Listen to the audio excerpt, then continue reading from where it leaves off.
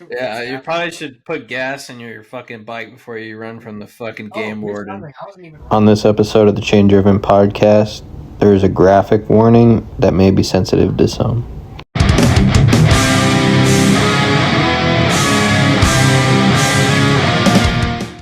To the Change Room Podcast.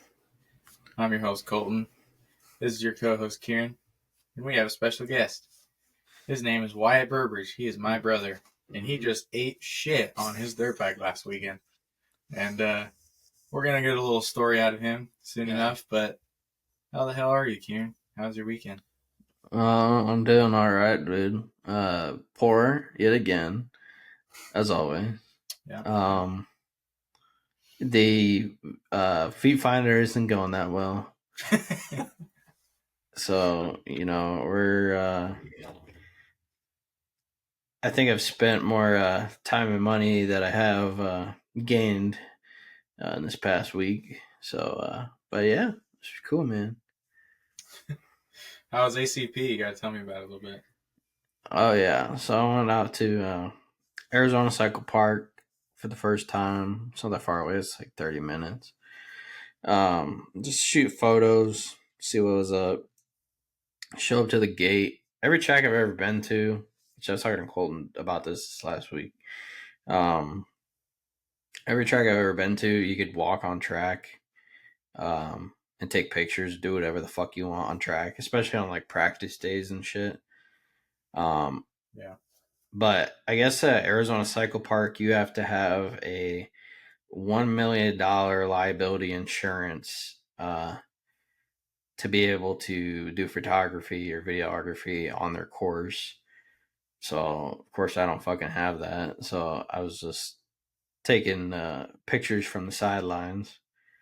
But I was cool. Got some good pictures. It took me a little bit getting used to shooting there just because, like, I haven't shot pictures in so long with my camera and then testing out different lenses and shit. It was cool. I got some cool pictures. Some were trash, some of them are really good. And then I got a pretty gnarly crash on. I got a few pictures of it. That was pretty fun. And then I posted a few of them up on our Chain Driven Instagram page. So if you want to see those, go check them out. But yeah, it was fun. Met a few people. Got a few guys that were interested in doing private shoots, and yeah, I gave some stickers out to people. Met some people. It was fun. That's badass, dude. Yeah, it was That's a super cool. cool way to get out, what we're doing. And that's really cool. There were a Yeah, lot and more interactive people there than like at Horn Rapids when I went the last time to make our first YouTube channel when we all went to ride and shit. And I was out there taking photos. Nobody came and talked to me afterwards. Nobody was like, "Hey, let me like buy some." Or yeah, I got nobody to say anything. So no. But I think that's super cool that you got some feedback, that you were able to meet some people and give out some stickers and spread the word. So that's pretty sick. Yeah, it was fucking fun as hell. I was like, I want to do this again. So this Saturday night they're having a new race series starting, so I'm gonna go out and do pictures there. And this time I'm gonna try to shoot majority of the riders multiple times because I had people hit me up on Instagram like, "Hey, did you get any photos of me?" And then maybe I had like one or two, and maybe they were like crappy, but I still gave them to them. They were like, they still appreciated it, but I was like, but like this one guy, I didn't even realize I was taking pictures of him the entire time. I took fucking 40 photos of this guy, and then he hit me up. I was like, oh yeah, I was like, dude, I have 40 photos of you. So I sent them all to him. He was fucking stoked about it. But yeah, I'm gonna start shooting more people, so if other people contact me, they can get some. But yeah, I had some little kids on 65s and whatnot hitting me up, and that was cool. It's fun. That is But yeah, super it'll be a cool. good weekend this weekend. It'll be. I feel like I'm gonna get some decent photos this weekend because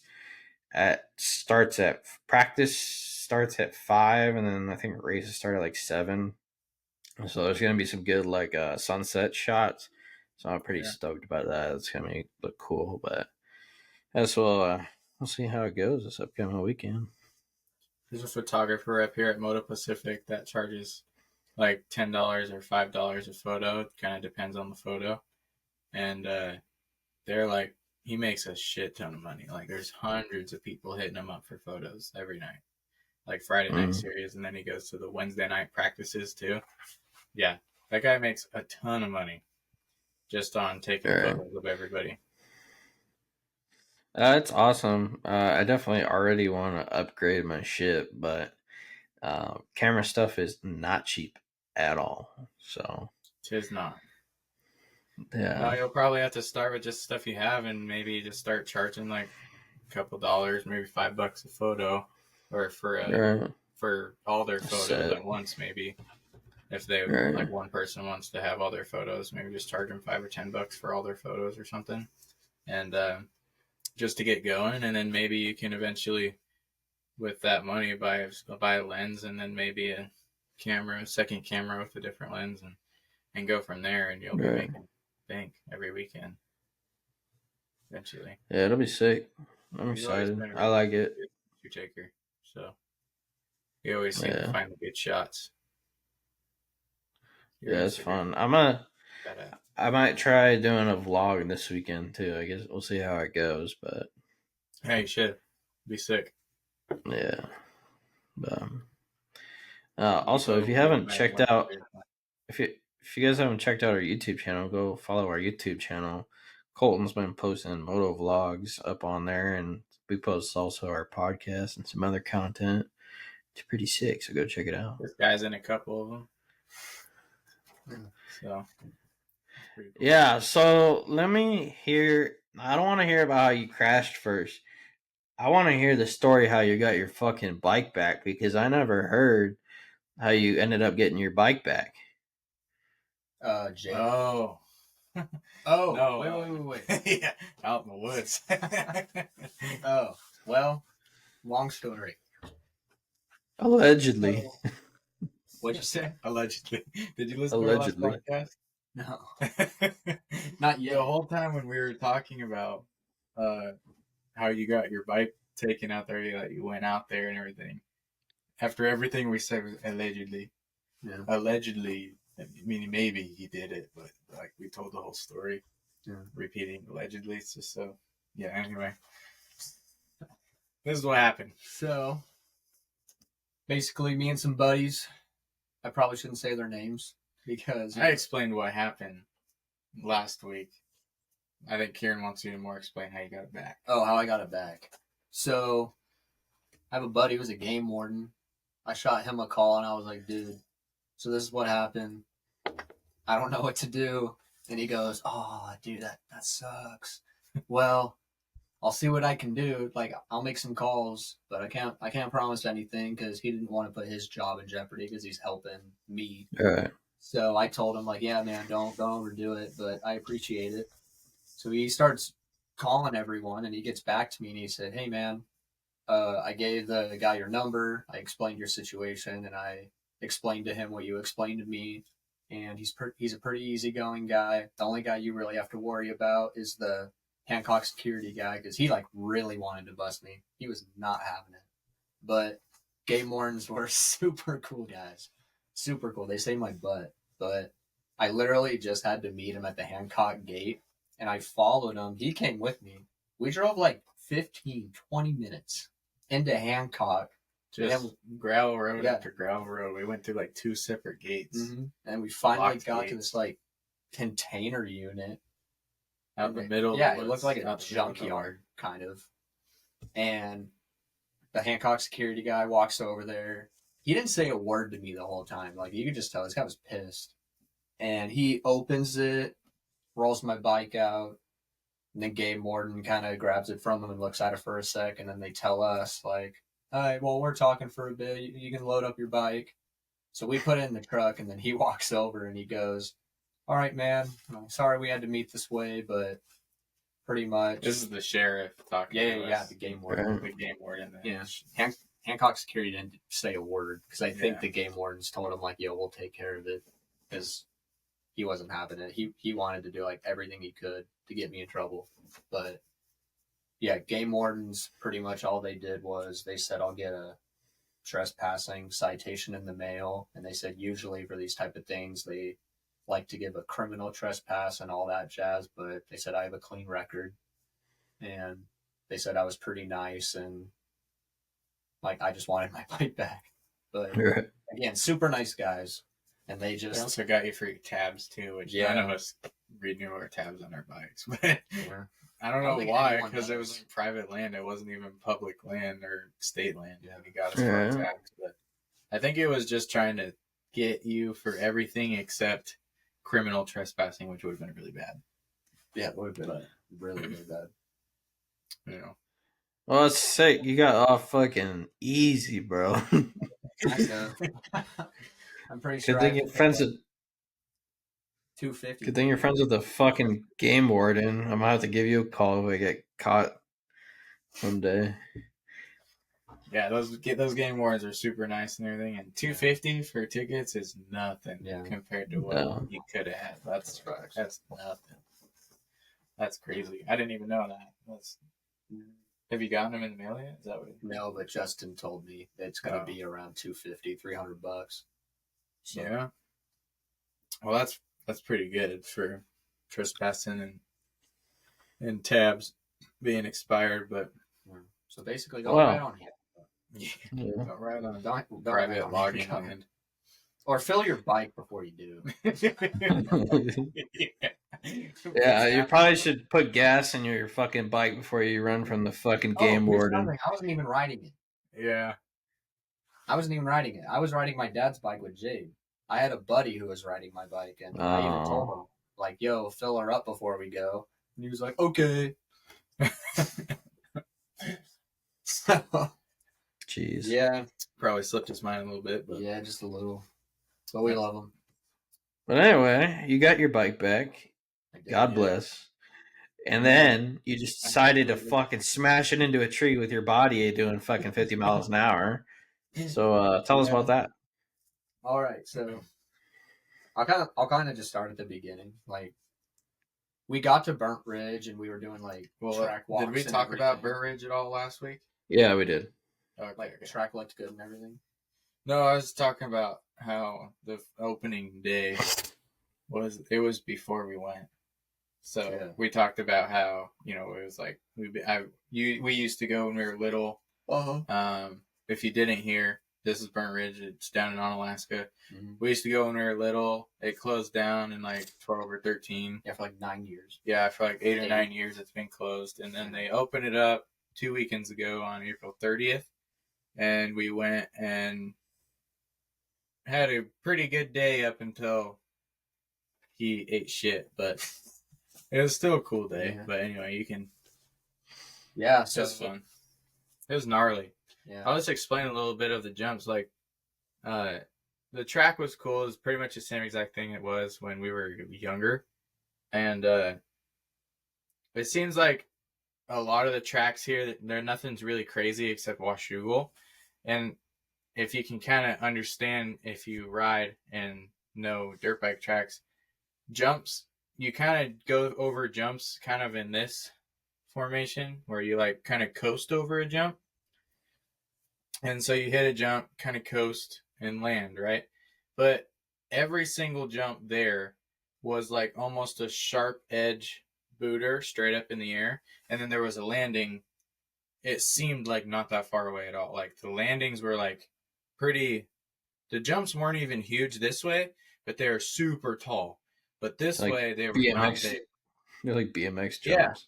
Yeah, pretty much. So when you would hit one, like I accidentally hit one and cased the shit out of it because I thought I was just going to double it on this triple that he crashed on. And I cased the shit out of it because the lip shot me like way up here and I came down short and I was thinking I was going to come up on the second lip instead of like in between the third and second lip. But every single jump there, man, it was so weird. It just was like when you hit it, it like launched you and your bike would shoot up into your body.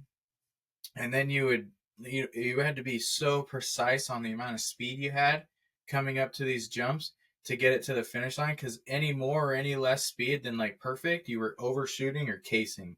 It was so weird, and it was very, very geared towards pro riders, not a lot of amateur guys. Because like our cousin Bill cased that same jump really hard and like messed up his ankle really bad. It was all swollen and stuff like that. It was a bad sprain. Really bad sprain, and then this guy overshot it, landed, absorbed my bike. Yeah, tell us about it. Yeah, so it was the second. That's what's crazy. I was awake the whole. I remember it all. I never lost consciousness. Absolutely insane. But it was the second moto. You kind of have to show your face too. Yeah. Like, you got a good dinger. Yeah, I don't even know if you can see it anymore. It's a lot better, but like his whole eye it was dark and everything. It was crazy dark. But yeah, I went out on the first moto, and it was just insanely slippery. Like you couldn't come out of a corner on the gas, or else your back tire. Oh yeah, I didn't explain that. It was so slippery. They like ripped it like 6 inches. So normally when they rip tracks, they rip it like a foot deep or more. And they only ripped it like 6 inches. So the first few laps we'd go out there, it was like riding through sand where it was like super soft. And then all the dirt got pushed out of the way, and then it was hard packed, just slicker than snot, because they had watered the shit out of it, and it rained that night. And so it's so slick underneath. People are sliding out everywhere, and after all that dirt got pushed away, it was gnarly. He has to rip it way deeper next time. But anyway. So my first moto actually went pretty decent. I was just kind of getting a feel for the track, but I really wanted to hit that triple because, kind of like what he said, it didn't look that big. And I just kept doubling it, and I would go a little faster and just keep doubling it. And I got to the point where I'm like, I'm doing this pretty comfortably. So first moto ends, and my second moto, it was toward the end of the moto, so I'd already done like 3 or 4 laps. Was it really your only second moto? Yeah, it was my second moto. Pretty sure. No, it might have been like at 1 o'clock or at noon. And we had been there since. It was my second or third. I thought it was my second. I think it was. It might have been my third. Yeah, because you and Levi went out on another one when I was taking pictures and stuff. Oh yeah. So might have been my third. Yeah, I think it was your third. Yeah, but so yeah, I had 2 motos to feel the track out, but I guess I just really wanted it. So that lap, I was feeling really good. I hit like every other jump pretty nice, and I'm coming from the back. I hit the back tabletop perfectly, like 4th gear, just like halfway on the gas, and I landed that thing perfectly. Felt so good. Came into the berm, shifted down into second, came out to hit that first jump, and I shifted up into third, and I'm holding it down. And like you said, it just kicks you up, and a little bit more speed, and I would have hit that jump perfectly. But I cased the end of it, and for God knows what reason, I decided to just yank the gas again. So I case it, lose all my momentum, hit the ground, and then I just grab a handful of gas in 3rd gear. And when I really kind of think back, what I noticed is when I cased it, I was kind of sitting on my back seat. So when I grabbed the gas, I was on my back seat, like all the way to the jump. And then when I got to the jump, that's kind of when I leaned forward a little bit. So I hit the jump, and when it flings you, like you said, it flings you kind of forward. So I'm slowly like going forward. Like I actually thought I was going to endo, but somehow front tire lands and my back tire comes down, and I overshot the jump. Like I landed flat on the ground, and I just absorbed my bike. In fact, I think that's how I got the black eye. I don't handlebars. Yeah, I don't think it was the tree. I think it was the handlebars. But completely absorbed my bike, and then just lose control. Like I had no control of the bike. When I absorbed it, I just yanked the gas. You don't think your hands busted off the handlebars? No. I literally held down the gas because I heard like, and then just boom. Because when I hit the ground, I think my natural reaction when I hit, like I just got scared and kind of went into a panic mode because I couldn't see a thing. I think I closed my eyes. So I closed my eyes, yanked the gas, and I flew into those 3 trees. And people who like say they saw it, because I heard everything, and all you hear is like my bike at rev limiter hitting these trees, and then I hit the trees, and I'm flying through the air. And as I'm flying through the air, like after I hit the trees, you just hear like a million people in the background, like, or that's what it sounded like to me, because you know I'm flying through the air, but you just hear like people screaming. And I think it was Dave who told me he had some guy walk up to him and say like, "I don't know how your buddy's awake." Because what I saw is he hit that tree and he did some crazy upside down 360 spin type. Like, it just landed on the ground. I landed 10 to 15 yards from the tree. Jesus Christ. Far. It was crazy. And somehow your bike was leaning against the fence. Yeah. On like the other side of the tree. Like standing up like somebody had set it there. Insane. Like it was just like tilt, laying on the fence after it cartwheeled. And yeah, dude, his foot, we were looking at his boot after, because the doctor there, one of the dudes that was riding, it was like an off-duty, like, yeah, fireman. Dude, God bless this guy. He just rode up, threw his bike on the ground, and started helping me. Yeah, holding his neck and like cutting off his jersey and his pants and everything. And he's taking off his boot and everything. And I wasn't really, at the time, I'm standing over and I'm looking at his arm and his radius. Yeah. Or your ulna. I snapped both bones. Both bones, but what was sticking out? It was it was the second one. I think it's the radius, but yeah, it was like, 45-degree angle out of his arm sitting there, right? And me and Jabe look at each other. We're like, oh, like we give each other that face, like, oh god damn, that's bad. And then this dude's like sliding off his boot, and he cuts off his sock, and he's peeling his sock away, and there's flesh coming off inside of his sock. And me and Jabe look at each other again, and are like, ooh. It was so bad. It was so gnarly to look at, dude. His foot's all split open, and his big toe and the toe next to it's all like, oh man. You should have seen the picture he sent out today. I think you might have seen it, but everybody else hasn't. It is a gnarly ass picture. His big toes like clumped together like Play-Doh, and his other toe is just black with a rod, like a hook sticking out of it. Oh, it's so bad. Oh, we'll post all those photos on our Instagram, and you guys can go see them for yourselves. Yeah, those are really gnarly photos to post. But when he's taking off his boot, I was holding his boot in my hand, and his boot looks fine. Like his boot doesn't even. There's like a little dent in the top, but it looks like it was just. It doesn't make any sense to me what happened. The only way I can make it make sense in my head is that his toes, his foot got crushed in between the tree and his foot peg, because his right side foot peg is completely folded all the way to the swing arm, like flat with the side of the bike. Right. So that foot peg is completely twisted all the way around. And I think his toes just got smushed in between the tree and the foot peg and just kind of popped. Ugh, that's so gnarly to think about. But yeah, I mean, I didn't even know his foot was messed up until he was like, "Yeah, that hurts. Like my foot hurts." They were just after the fact, when I was laying on the ground, I was laying there for like 10 seconds, just kind of taking in what just happened after I hit the ground. And that's why I think it's crazy I never got knocked out, because I like hit a tree at top speed, flew 10 to 15 yards, hit the ground, and I'm still awake. Were you trying to get out?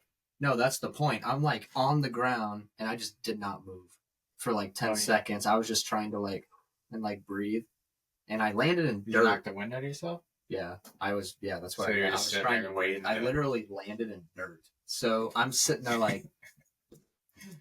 There's dirt in my mouth. Then that's when I looked over and saw the bone sticking out of my arm. And that's kind of when I just was like, oh, shit. That is gnarly. Crazy. What really sucked is the way I was laying down is I was laying on my arm. So I was telling the medics, please put me on my back.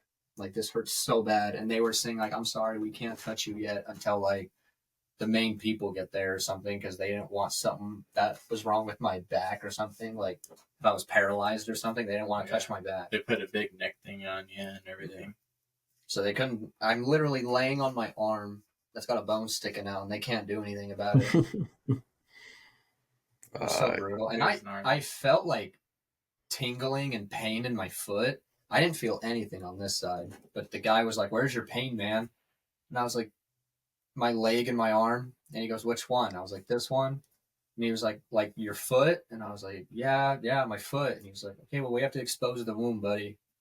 So I was like, ah. So they unbuckle my boot, and they just spread that thing and took my foot out. Yeah. That hurts so bad. He just kind of like unbuckled it all, kind of moved it away, and then grabbed the toe part and grabbed the bottom and just kind of like eased it off of you. Yeah, it hurts so bad. Yeah, and then he cut away your sock, and that was gnarly. That was so bad.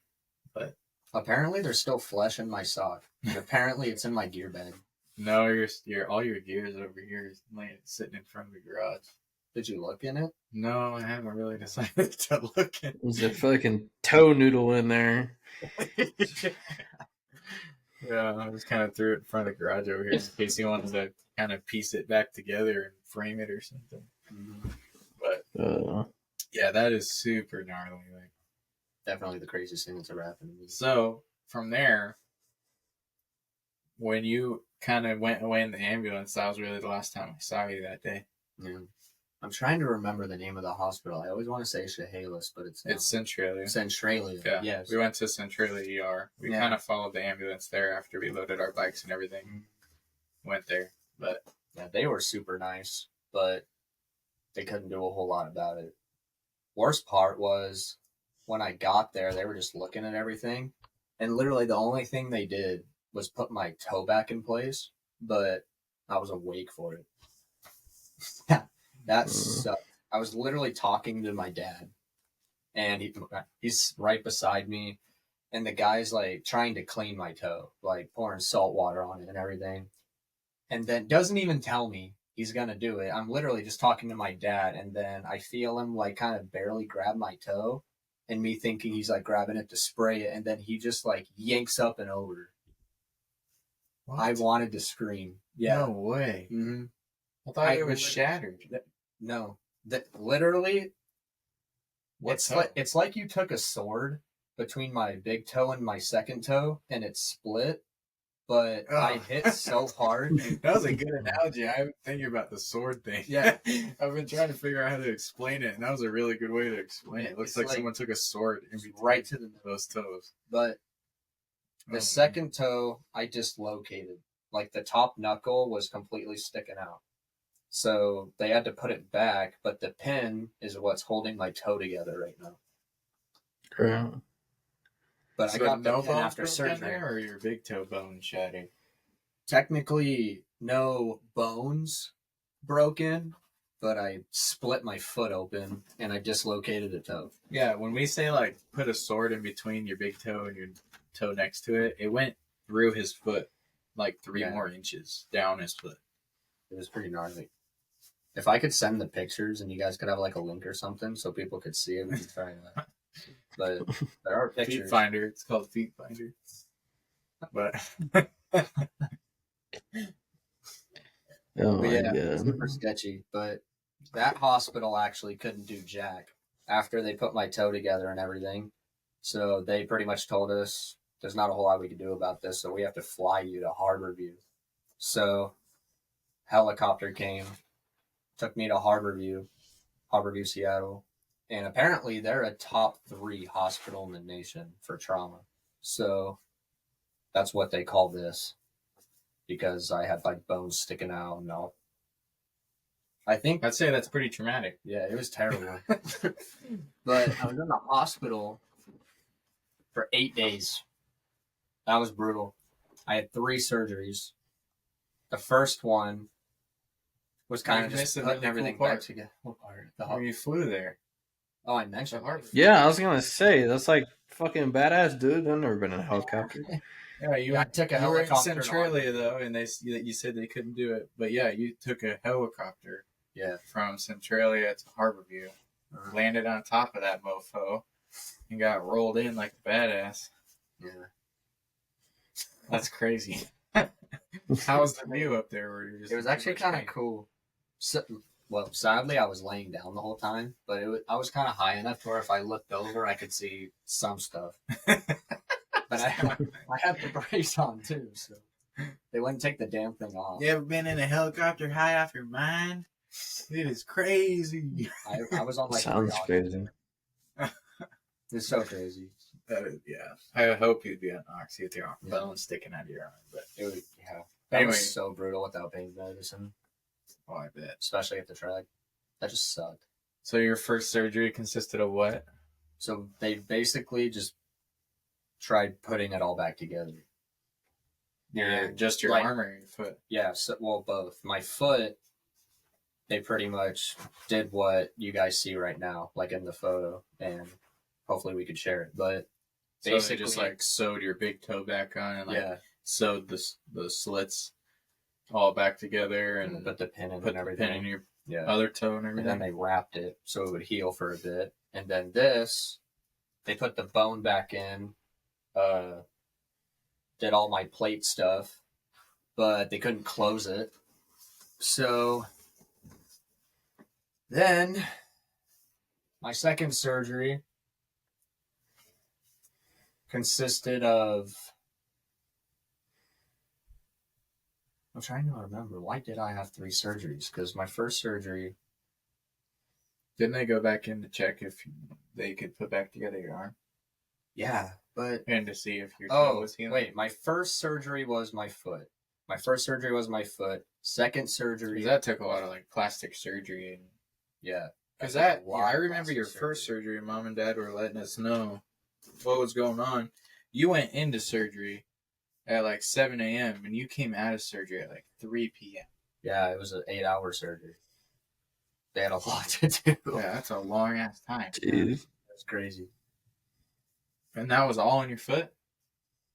I think it was on both, but I'm trying to remember why I had 3, because the second time they were trying to close it and they just couldn't. Oh yeah, that's why. Okay, so they fixed both of them. My second surgery, they were trying to close my arm. Couldn't close it because of all the swelling.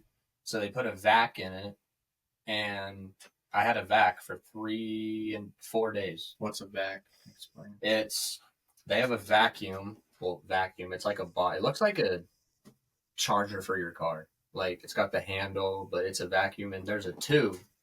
And I had pretty much a hole. Like a jumper for your car? Yeah. Yeah. I pretty much had like a hole in my arm, and they put a tube in it, and they had this insanely, like, not tight to where it cuts off your circulation, but it's almost like foil that they put on. Yeah, kind of like that. And they like vacuum suctioned it so it was so tight to where you couldn't allow air in it. And they were just sucking all the bad stuff out of my arm for 4 days. And the swelling went down a lot. But it was still pretty swollen. So they told me the third surgery was a big, okay, we really need to close your arm. And we're going to do our best to close it without a skin graft. But if we can't get it to where we're not pulling on the bottom too much, then we're going to have to do a skin graft. So I was like, okay. So I woke up from the surgery not knowing if it was going to be a for sure thing. And then they told me they had to take a little bit of skin off my bicep. I don't know if you could see it. But there's a scar right here that they took the skin from. Damn, they took the skin from your wiener and now your bicep? Well, they were going to take it from the bottom thigh, but they said it's a lot easier in surgery to take it from your bicep. So, but yeah, they finally got it closed. So my third surgery was great. And then after that, it was pretty much just the recovery process. That's why they sent me home. So I have a lot of checkups this month just to make sure everything looks good and clean. But besides that, I just need 5 months to go by so I can ride a dirt bike again. Hell yeah. Damn. So your foot, they're not taking the toe out? So, funny thing about that actually is I had 3 different doctors tell me, like, yeah, toe's gone. We're taking the toe. Sorry, buddy. But after all the surgeries, it's still there. So my parents actually asked him when he came into the room once, like, so what's going on with the toe? And they said they were doing surgery on my foot, and they kind of just were talking about it, and they thought it was too early. Like, they thought I still had hope for at least some healing. And thank God they didn't take it, because I actually do have a little bit of color on the bottom now. And I saw a foot specialist yesterday, and he told me, like, everything looks good so far. I have a little bit of color on the bottom, but if we can keep it clean and watch for infection, and I'm taking antibiotics, he said there's a chance that color can keep coming, but it'll also stop at one point. And once it stops, that's as much of the toe I can keep, and then we got to take the rest. But he also said he has had people who have kept it clean, watched for infection, and have just kind of waited a month or two. And the good tissue kind of took over the black tissue, healed the toe, and then you just take the black off like a scab, and boom, your toe's fine. So he said it's possible, but the doctor said if he had to take a wild guess, he thinks I'm keeping half my toe. Is the bone still operable, or is it pretty much a dead toe? Well, that's what the pin is. It's holding it together right now, hoping it'll heal, and then they'll take the pin out. Oh, okay. So it's just a waiting game. Yeah. That's pretty crazy. So I better be numbed up or asleep when they take that damn pin out. oh yeah, hell yeah. Take that damn toe off. Yeah, Do you get to keep your toe? Do you get to keep your toe if they take it off? I could ask. I would. Well, that's what a guy at work smashed his skull in. It was a few years ago. Smashed his skull in, lost an eyeball. But they wouldn't let him keep his eyeball. He's like, "What the hell? It's my eyeball," and they would not let him keep his eyeball. He's like, "I want to put it in a glass jar." Nope, they wouldn't let him. That's so dumb. Huh. I mean, I guess it is his. Yeah, it's his eyeball. He grew that himself. It's my eyeball. Yeah. Not in this economy. But So, what's the plan with the dirt sickle? Are you gonna sell it and get a different one, or are you gonna keep it? I've been thinking about that a lot, actually, because I'm not gonna buy ride for 6 months. should buy a Suron. Well, what I'm worried about is I sell my bike,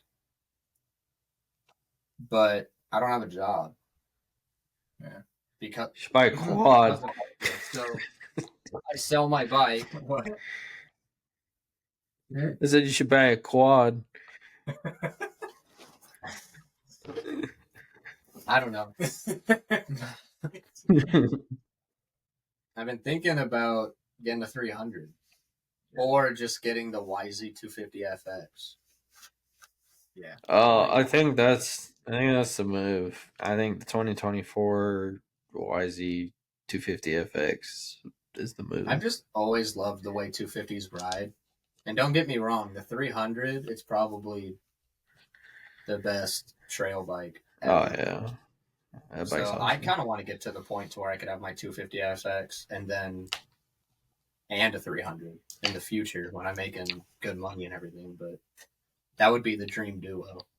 Yeah, for sure. Yeah. That's what I want too. Yeah. I think everybody needs a 300 in their collection. It's such a good bike. It's such an amazing bike. True. Thing's awesome. Especially in the woods, it's crazy. But cool, dude. Oh yeah. Well, thank you for being. How is it? Yeah. Oh, you got another question? How else is how's home life now? Is it depressing? What have you been doing throughout your days now that you're home? Can't do shit. Bed. I literally have a full-on medic bed set up in my living room. It's got all the sick little just jerking off down, everything like that. Oh yeah, because But your room's it's not upstairs. You that can't bad. even get up the fucking stairs. Nope. Brutal. You need a damn chain hoist to fucking lift your ass up there. You ever seen Up? The wheelchair just. I can get the chair on the stairs. Yeah. There is beam setup up there, dude. We could just chain hoist them up. We got one in the garage, Yeah. dude. Throw some straps on them, and Yeah. I've actually been keeping It's a great busy, idea. surprisingly. That when he comes down for breakfast in the morning, just push him down the stairs. what were you saying? Huh? What were you saying? I've just been keeping busy. I have a Yeah. lot of friends who are super supportive. They'll throw my wheelchair in the back of their rig. They'll get it out That's for me. good. They'll take me places. Now you're kind of like Mitch Payton. Yeah. Riding around in a wheelchair, going to the races maybe. That's actually what I'm hoping. I told Kevin and you guys, like, if you guys go to races and stuff, bring me. I want to watch. I want to hang out. Yeah, you can be our videographer for Colton. Yeah. You shoot videos for him. Yeah, seriously. You should get fucking Colton, get off his lazy butt, and take him to the garage, and say, "Hey, all right, we're doing this today on your dirt bike. Let's film it." You know what, dude? My Because bike. I know there's stuff that needs to be done to your dirt bike that hasn't been done. I know. There's a lot of stuff, and now that you're saying it, at Burnt Ridge, I had a lot of white smoke coming out of my bike, Oh. and I have heard a lot about it. It's either rings or a head gasket or burning coolant, stuff like that. And with it having 200 hours on it and no motor work whatsoever, I think it's time that I do a top end rebuild. Mm-hmm. So I got a guy to do it. It's going to be about $1,000. Luckily, it's not going to be more than that at a dealership. But Right. yeah, I got to get that done before I grenade it, before I ride it again. Yeah. It's Good in there. It's I'm afraid if I ride it again, it's going to grenade. So, and I don't want that to happen. That'll make it a lot worse, a lot more expensive. Yeah. So, Well, take this as an opportunity to make your bike cooler. Yeah. Take it all apart, freshen up some parts, yeah, get some graphics for it. yeah, I'll probably keep it for a little while longer. Instead of getting the 2024 250 FX right when it comes out, I'll just hold off for a little while and maybe get it for a little less. But I do want that 250 FX. Oh. Yeah, I too. Speaking of expensive purchases that I want, did you see the new Ford Ranger Raptor just arrived at the first dealership in the U.S. today? Today it did? I saw the video on yeah. Instagram of it driving around, and I was like, holy crap, dude, I want one. Yeah. But at the same time, starting I was like, at because it doesn't hold a dirt $57,000 starting. That's starting? That's MSRP. That's MSRP. Holy crap. That's a lot, but it's not as much as I necessarily thought it would be, though. Yeah. I mean, the Broncos are going for over $100,000 right now. Yeah. Yeah. I thought it'd be an easy 60, 65, but yeah, I'm glad it's less than that because that's already redonkulous. That Ranger Raptor should be like $30,000. Honestly, it should be, but it ain't. Nothing's $30,000 anymore. No. Toyota Corolla, that's about it. Yeah, maybe. Prius, maybe. I don't even think the fucking Prius is that cheap. Dude, even the base. I was thinking about getting them. I think the base Rangers are in the high 30s. Yeah. My coworker, a guy I carpool with every day, he has a 2022 or 2021 base Colorado he got for like $22,000. Yeah. It's like base Tacomas are $35,000. Holy cow. Everything's outrageous. Everything in the world gets more and more expensive every day, and we don't get paid any more. So Yeah. Seriously. Cheers to that. That is ridiculous. Thanks, Obama. Yeah. Thanks, Obama. But, yeah, that's pretty bad. Oh. Anyways, Got some what's up? What input else is on, going on? Supercross. Everyone's I pissed am off. very, very depressed about last weekend. I'm so very, very happy about last weekend, even though I didn't watch Supercross. But I heard your I best hate bud, your boy Tomac, Big Toe, is out. He's out.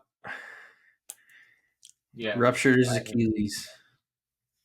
I couldn't believe it, man. No, I don't think anybody could believe it. Mm-hmm. The dude, Cooper Webb's out. Everybody's like, oh my God, he just, walked away with the championship because Cooper Webb got hurt. That really sucks. Cooper Webb was making it really interesting, really fun.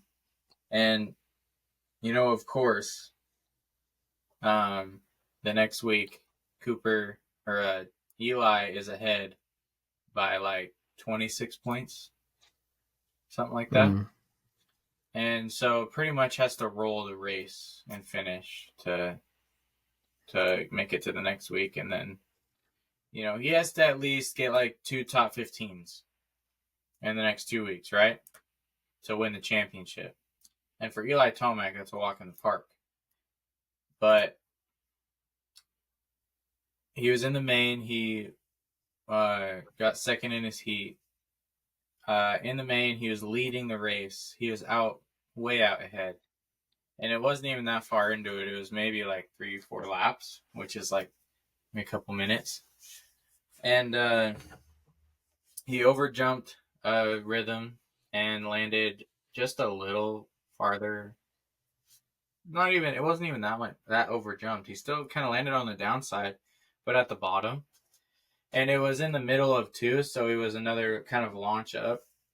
And his foot, I guess, just moved right enough to have his toes, kind of not the ball, I guess, but more the section that your toes connect to, just sitting on the peg.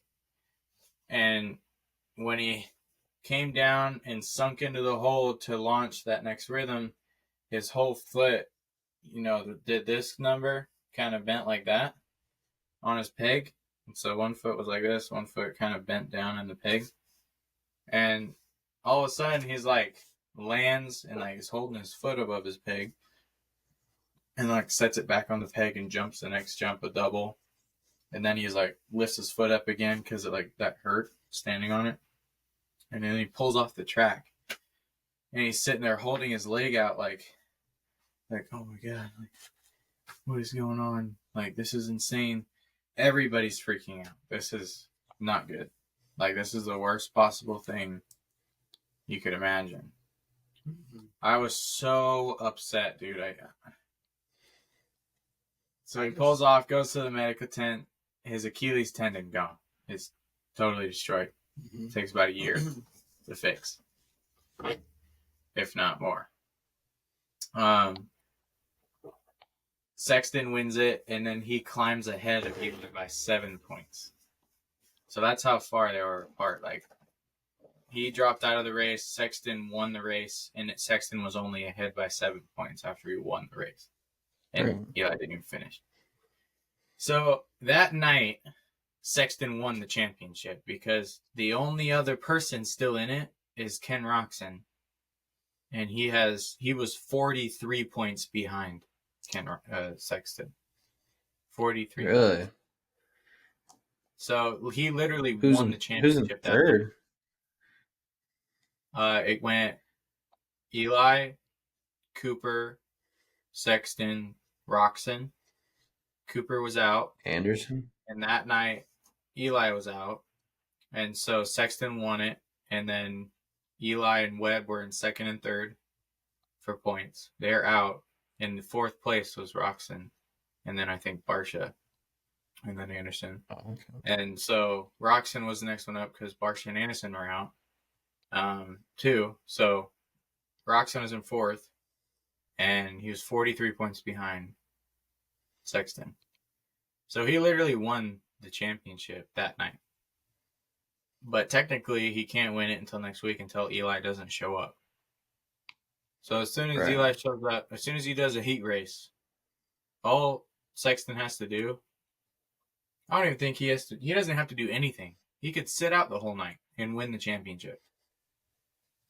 He doesn't even have to do anything next week. Right. He can just stand there all night and wait for the podium after. That's outrageous. That's a crazy way to end it. I know. It pisses me off so much. Yeah, he's super fast. I listened to it on the Pulp MX show a lot. He is like deserving in a way because he has 6 wins, probably going to be 7 soon, and Eli has 7 wins, same amount of wins. Yeah. Considering Eli gave him these last 2. But he's fastest for sure. He's been the fastest qualifier, like 14 out of 16 rounds or something crazy like that. And he's beaten Cooper and he's beaten Tomac straight up, but he is not consistent whatsoever. And Eli, Tomac, and Cooper were way more consistent and like were always like as fast as him, if not faster too. Sometimes in the moments where it mattered. Yeah, Sexton can pass him up, catch up to him, but he'd eat shit, and then he'd maybe catch up again, maybe. But yeah, he's fast, so I get it that he might deserve it, but like, shit, dude. Tomac just, it hurts me. He went so undefeated. Like, you could literally say he was undefeated last year. No, he wasn't undefeated in Supercross, like, per race. But he won the championship, Supercross, won the motocross championship, won the motocross des Nations, went overseas to World Supercross, won one of those races, and then he wasn't able to race the other ones because of how it worked. But he won everything. And this year, he was winning the Supercross championship for sure before his injury. And then I think he was going to go on and win the motocross championship too because he's just an animal. And then this is the inaugural year for the super motocross. The World Supercross? No, World Supercross is in Australia. That's a different one. This is the first year of the super motocross series where they take points from Supercross and motocross and the combined points minus the people who won races. So anybody who won a race this year in Supercross is automatically entered in World Supercross, or not World, Super Motocross. And then whoever wins a race in motocross is automatically inducted into the Super Motocross Championship. And then there's 3 races for the Super Motocross World Championship. And it's like a playoffs almost for like NASCAR for football. So, and then it just whittles down from there. But like they have all the winners from both Supercross and motocross that are automatically put in, and then they have the points for whoever is left in the amount of people that didn't win the races. And I thought Eli was gonna go all the way and he was going to blow out everybody in 2022 and 2023. I thought he was going to do it all. And that this was his last year too. I don't think we'll ever see him race again. I think that was the last race we saw him in.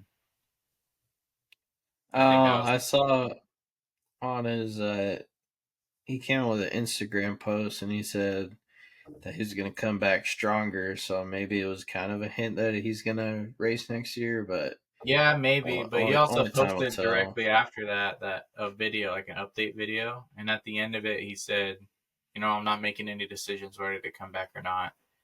I just got to get through this first. Right. Kind of thing like that.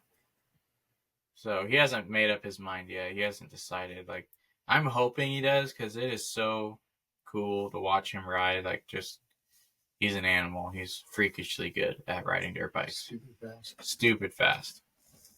And He's been our favorite guy since he was on Geico Honda in 250s. And yeah, it would really suck to see him go out this way. Our favorite guys have always been like Ryan Villapoto and Tomac. And it was almost back to back, right? Like Ryan Villapoto and then almost directly Tomac. And Ryan Villapoto went out on top, won 4 straight championships in a row and then retired. And Tomac was like, on the way to just destroying everybody. And then this happened. So I'm not really looking forward to this week's Supercross, honestly. I'm not really looking forward to this is the last week. This is the last race of the year. And I don't know. Fucking Honda, dude. Somehow they squirmed their way and won all 3 championships. Crazy. Honda hasn't won a championship since Ricky Carmichael did. Back in the early 2000s. The early 2000s, too. Like, it was like 04 or something. They haven't won a single championship since. Some fucking Lawrence brothers, dude. Yeah, they're also stupid fast. I think they've won 250. But I mean a 450 championship. Oh, 450, yeah. Yeah, they haven't won one since, or they didn't have 450 back then, but the premier class championship. Right. Yeah, that's crazy. It was just handed to Sexton. Here you go. Here's another one for the Honda boys. That Honda truck is. I bet Geico's feeling really shitty right now for leaving that team. Yeah. They are popping. Hell yeah, they are. Damn. Yeah, good for them. The Lawrence brothers deserve it for sure, but I don't think Sexton deserved it, honestly. So, your thoughts? Well, just what you said. It just pisses me off. Yeah. But it's not like. Obviously, we respect Sexton. Like, he's an insane dude. He's crazy good. Yeah. I wish it was a lot more interesting.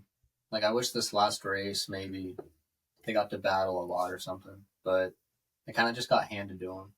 Yeah. But no hate toward Sexton. It's just, it kind of sucks watching it be handed to someone. Yeah.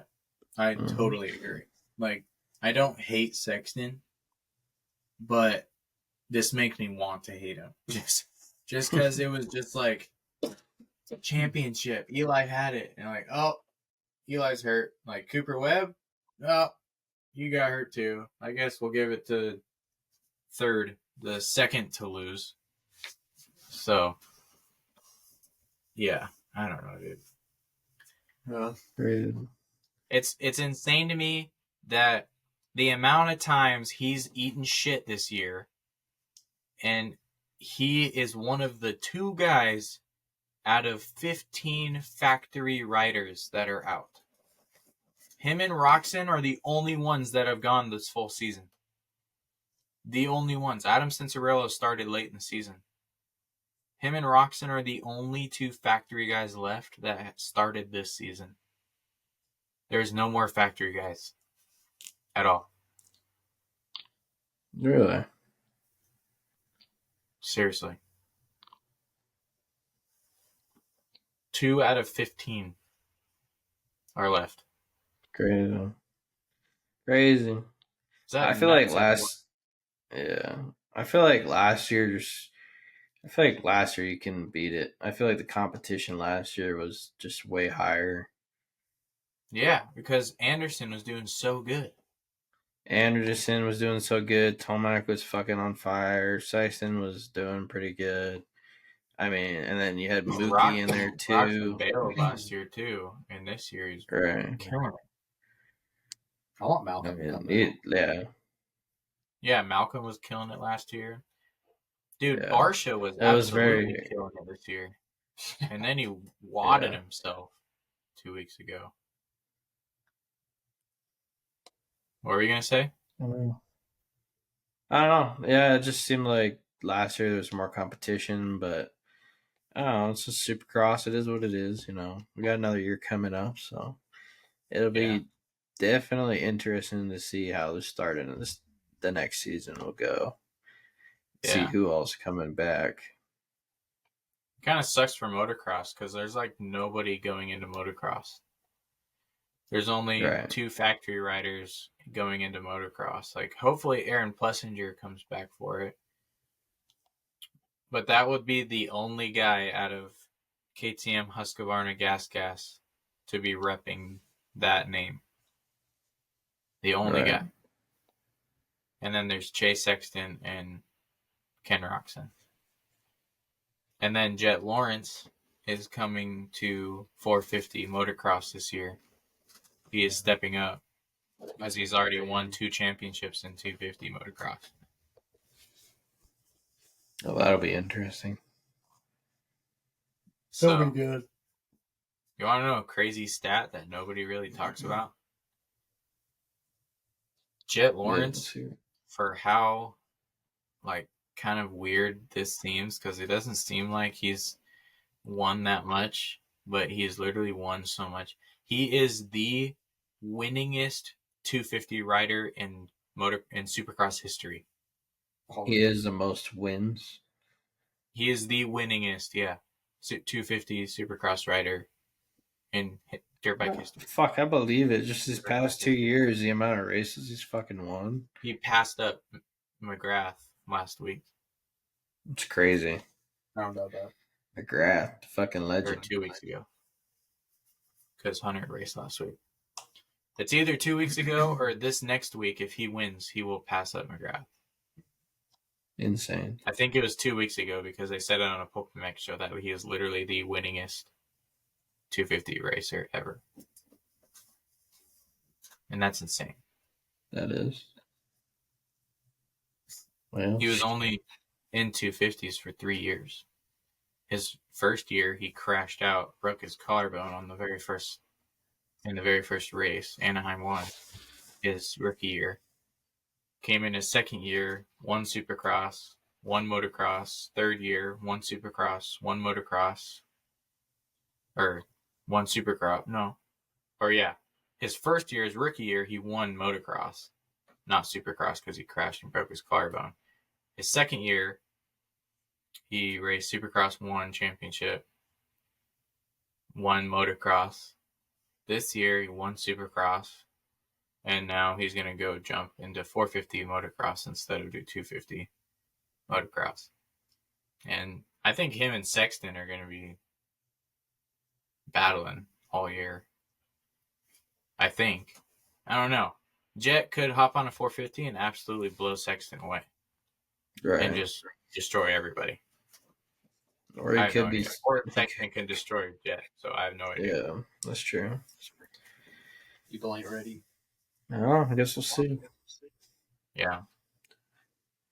It'll be exciting to watch until one guy wins like every race, goes undefeated, and then it'll be really boring. All right. Because I think Hunter is going to win like every 250 race. And then either Jet or Sexton are going to win like every 450 race. So Honda's going to have a hell of a year.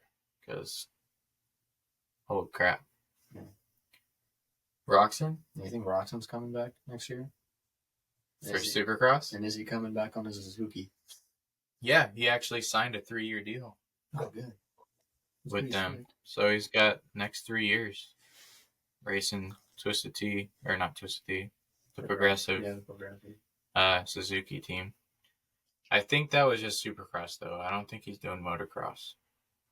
No. No, because he signed... Or no, he didn't sign 3 years with Suzuki. He signed a 3-year contract with World Supercross. So he committed to the next 3 years of going over to Australia and doing World Supercross. But I'm pretty sure that's on the Suzuki's. So. All right. And if it's not, it'll be his own gig. Or whatever World Supercross gives him. So. Yeah. We'll see.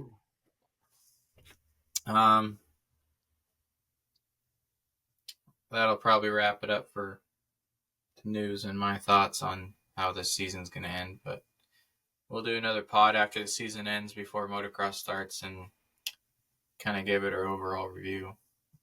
So I need you to go back and watch the last 10 weeks of Supercross, bud. Okay. Yeah, I need to. I've missed so many races. Yeah, you went to Glendale. That was the one you watched, right? Yeah, I think that was the last one I watched. It's been a while. Well, I Anyway, better get you you out ready? of bed. Yeah, you ready to wrap up? Thank you for coming on the podcast. Take it away. Yeah, thank you, Wyatt, for coming on the podcast. Hope you get better. Do my best. This is my co-host Colton. We run this show. Um, you can find us on all social medias at Chain Driven or Chain Driven Pod. We also have a new Instagram account, Chain Driven Media. I just changed the name to. I'm going to start posting kind of pictures and stuff that I take from the motocross tracks that I'm going to start going to and taking fake pictures of guys. So if you want to check that out, there's that. Our YouTube channel. We're going to start uploading some more videos, some more vlogs. We have been, so go check them out. Yeah, you can find a podcast everywhere, and that's about it. Thank y'all for listening. I'm Kieran, my co-host Colton, and our guest Wyatt, and we'll see y'all later. Peace.